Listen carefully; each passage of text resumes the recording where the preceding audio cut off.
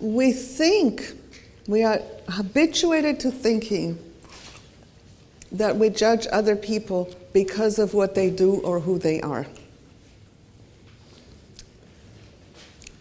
And in my understanding, process is much more complicated. So the process goes like this. Somebody does something which we can observe and see what they did. They opened the door, they closed the door, they raised their voice, they said certain words.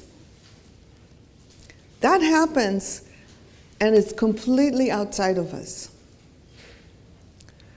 The next thing that happens is we assign meaning to what they did.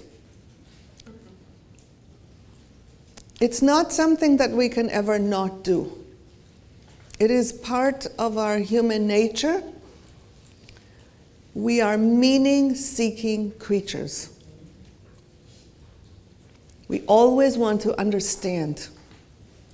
So whatever somebody does, we assign a meaning to it. Let's take a look, for example, at recycling. So each person has a certain amount of recycling that they do. So I stand here. The person who recycles more than I do is a fanatic.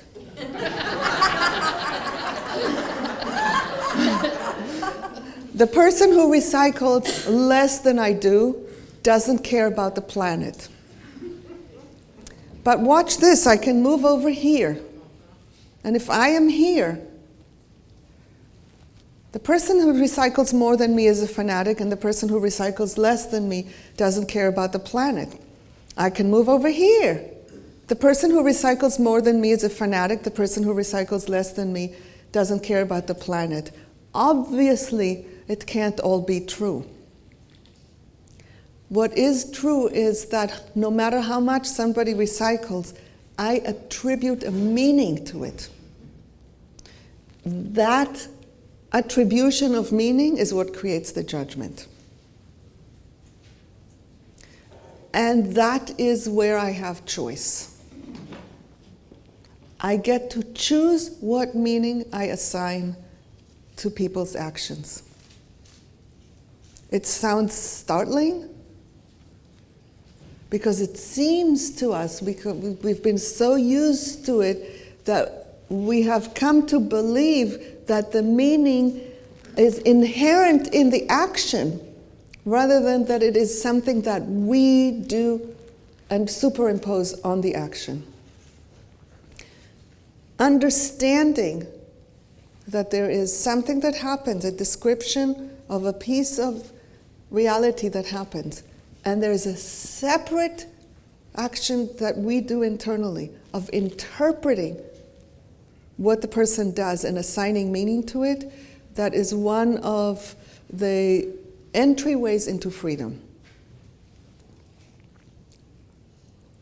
The particular move that NVC invites us to is to recognize that part of what informs the meaning that we assign to things is our own needs.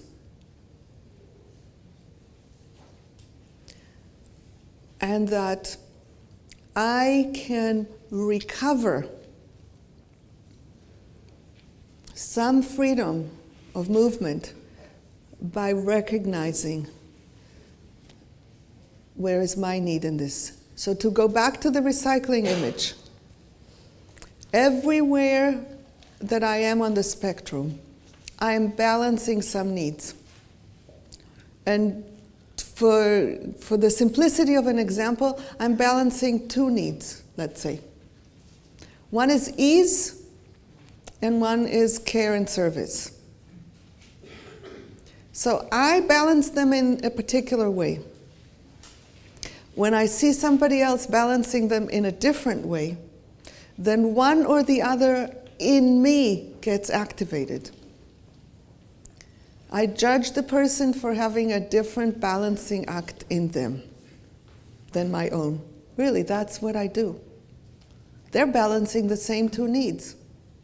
Obviously, there are other needs in the equation, so I'm not getting into this, but just because somebody has a different proportional balance to these two needs, I will either assume that they don't have the care and service at all, or I will assume that they are not taking their own ease into the consideration and are, doing this fanatic thing. So if I can come back to recognizing, okay, so what leads me to judge this person is that I want to honor the ease for myself. And it's harder for me to own it when I see someone doing it more than I do. Then I start having this tightness in me. And I can come back to reground myself in my own choice. Or if I look in this direction, I am judging this person because I want companionship around this care and service. I want that to be widespread. I want people to join me. Otherwise, what's going to happen to the planet? That takes me back to me and to understanding where my judgments come from. The second part is recognizing that this other person is exactly as human as I am. Exactly. No matter what they do, they're exactly as human as I am.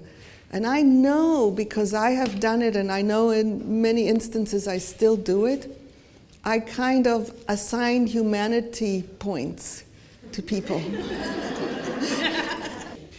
Yeah, that we do it. Let's be honest about it. This person treats their children in a way that I don't like, they lose some humanity points with me. Somebody, like what was her name? Antoinette Taff?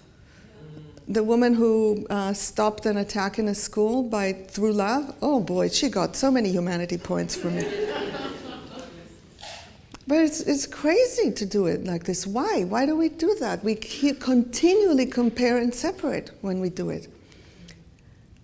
If we can fully inhabit the very deep recognition that we are all equally human, we just have different ways of balancing internally our needs in an impossible world in which primarily our needs are not met.